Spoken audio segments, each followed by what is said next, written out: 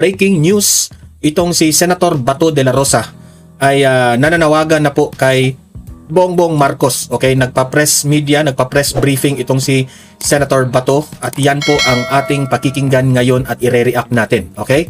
At ito, ang una nating pag-uusapan rin ay itong bakit nakapasok itong NBI kahapon sa Senado. Kasi at that time, yung Senate President at that time ay si Senate President Tito Soto. So ang tanong ngayon, hinahayaan lang ba ni Tito Soto itong NBI na makapasok?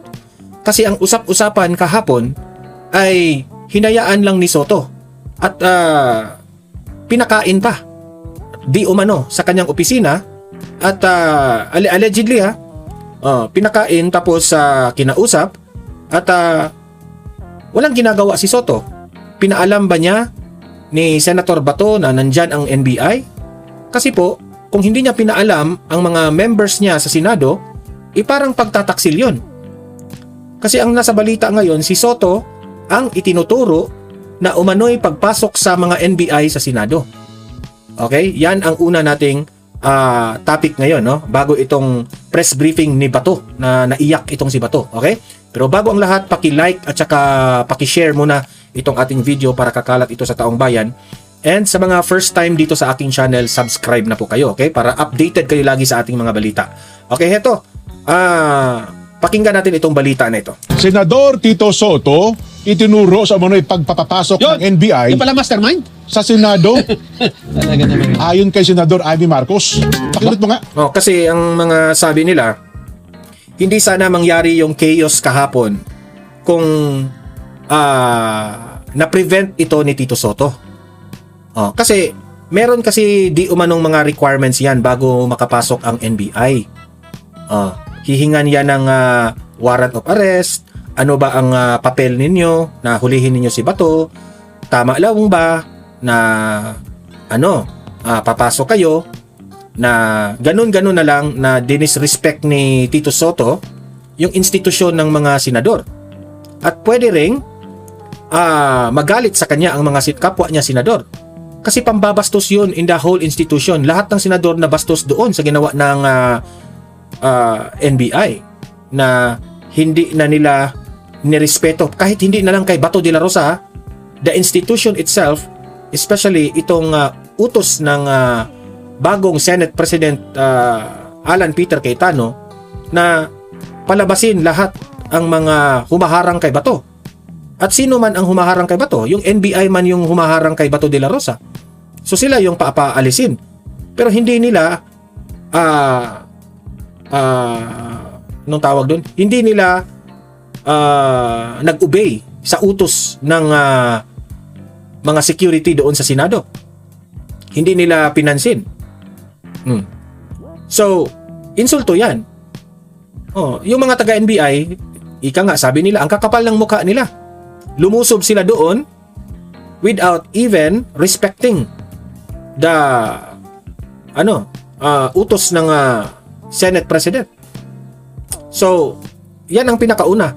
Soto should have prevented the chaos if wala siyang tinatago. Kasi allegedly, nagtatanong ngayon ang taong bayan, anong ginawa mo doon kahapon? Di ba? Pakilot nga, pakibaba mo na. Senador Tito Soto itinuro sa umano'y pagpapasok daw po ng NBI sa Senado. Yan ang nagpapasok yan. Ganon? Sabi mismo ni Senador Amy. Pakinggan natin. Yan ang mastermind Jimboy Tihano. Jimboy! Kasunod ng naging tensyon sa pagitan ng mga tauhan ng National Bureau of Investigation o NBI at ni Senador Ronald Bato de la Rosa sa Senado, kinustyon ni Senator Amy Marcos ang umano'y pagpasok ng mga NBI agents sa loob ng Senate compound. Pinangalanan ni Senator Amy si dating Senate President Tito Soto na umano'y nagbigay daan sa pagpasok at pananatili mismo si Senator Amy ang nagsabi about Tito Soto ng mga ahente sa Senado kasabay ng balitang may ICC warrant laban kay Bato. Ayon sa Senadora, ikinagulat ng ilang mambabatas ang ayan, nasugatan pa si Bato sa kamay. Presensya ng mga armadong NBI agents na umano'y nag-lockdown sa compound at nagsiyasat pa ng mga sasakyan habang hinihintay umano ang planong operasyon laban kay De La Rosa. Yan si Attorney Matibag na galing sa PDP. Ano mang papel niyan dito? Anong ginagawa nila? Magsiserve ba sila ng arrest warrant? Meron ba silang court order? Ano bang ginagawa nila? Baling din pala ito si Matibag. Di ba? Na ba ngayon ang sheriff ng ICC? Yan na ba ang papel na ginagampanan nila? Etong mas Kaya nga, nakakahiya, di ba? Ini-entertain nila yung ICC. Ang NBI, imagine that one ha, mas kinakampihan pa nila yung ICC kesa dito sa senador natin ng Pilipinas. NBI po kayo. Pilipinong-Pilipino po kayo. Pero mas obligado kayo sa ICC. Mas obligado sila sa ICC. Oh. Yung senador natin, pinabayaan ninyo? Sinaktan ninyo? Anong klaseng gobyerno meron tayo dito sa Pilipinas? taklap. Pinagkakagulo kami rito. Bakit yung NBI pinaligiran kami? Tapos sasaktan yung mga kapwa senador. Ang akin ngayon, may nagbabalita dyan sa itaas sa opisina ni Senate President Tito Soto na sila ang nagpakain dyan sa mga NBI. Pinapasok nila, pinakain nila, Pinapasok, pinakain pa. tambay sa opisina ng Senate President mismo kasama ng OSAA o di kaya yung security ng Senado. Kagulo kami sa Senado dahil hindi maintindihan kung bakit pinapasok yung mga NBI. Anong papel nila? Sino nagpahintulot sa kanila? Sinabi ba nila kung ano yung pakay nila talaga? Bakit sila nagtatambay dito? Sinaktan pa ang Senador Bato. Tapos, hindi namin talaga maintindihan. Kasabay nito, muling nabuhay ang usapin sa Senate Resolution No. 44 na nagsasaad na dapat munang mabigyan ng sapat na panahon ng isang Pilipino upang makagamit ng legal remedies bago isuko sa foreign court. Iginiit pa ng mambabatas na hindi maaaring basta ipatupad sa bansa ang anumang ICC-related action nang hindi dumaraan sa Korte ng Pilipinas. Jim Tejano, para sa 100%. Ayan, ikaw Soto, sagutin mo ito mga tanong ng taong bayan. Bakit mo hinayaan yung NBI? Ikaw yung Senate President at that time.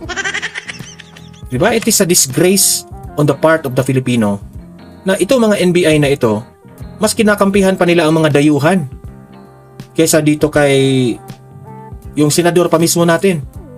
Mambabatas yan natin. May mandato yan sa taong bayan. Binoto yan ng taong bayan. Di ba? O eto, panoorin natin itong the full media interview ni Senator Bato ngayon lang. Okay? Nag-apel ko sa kanya, Mr. President, sir, alam ko wala kang personal na galit sa akin. Alam ko yan, wala kang personal na galit sa akin. So sana naman, bilang ama ng ating bansa, alagaan mo yung mga anak. Sabi, yung mga anak. Alagaan mo lahat ng Pilipino. Sana, the role of the government is to take care of its people. Sana alagaan mo kami, huwag mo kami ibigay doon sa mga dayuhan. As I've said, hindi lang para sa akin, kundi sa lahat ng Pilipino. Huwag niyo po ipagkanulong ang inyong kapwa Pilipino sa mga banyaga. At alam mo, sir, kung anong paghirap Nanawagan niya siya dito kay BBM, itong si Senator Bato ha, na bilang ikaw ang ama ng bayang ito, huwag kang papayag na kapwa mo Pilipino, senador pa ng Pilipinas, hayaan mong hulihin tayo sa mga dayuhan. Insulto yan sa atin. Sa bagay, kaaway siguro mo ito sa politika si Senator Bato, wala kang gagawin. Diba? Wala ka lang bang gagawin dito? po sa serbisyo. Ginawa ko lahat para sa bayan, hindi yun para sarili ko. Hindi yun para sa sarili ko kapakanan. Hindi ako nagpayaman sa serbisyo. Nagtrabaho ako ng gusto, faithfully. Sir, ano Kaya itong appeal ko dito, sa kanya, hindi lang siya para sa akin. Kundi, ano rin siya, lahat ng mga Pilipino na malagay sa ganitong sitwasyon. Hindi natin alam.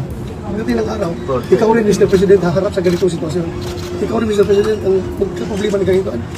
Mamalaman mo, you will feel what I feel right now. Wala talaga. Para sa akin, failed president talaga itong si BBM. May ICC warrant against you, sir. The usual thing, I will continue with job until I have to wait for the Supreme Court sa decision. Marami kaming pending appeals doon sa Supreme Court. So you will attend the session, sir? Yes. Physically? Yes. Oo. The public can expect you to see more of you kahit sa mga hearings, sa mga proceedings dito. Business as usual. Sana naman yung gustong hulihin ako ay hintayin rin nila yung Supreme Court na decision. Anong prayer niyo, sir, dun sa Supreme Court opinion? Marami yun, hindi ko memorize. Yung abogado ko, 3, 4 ba yung mga petisyon na pinadala ko.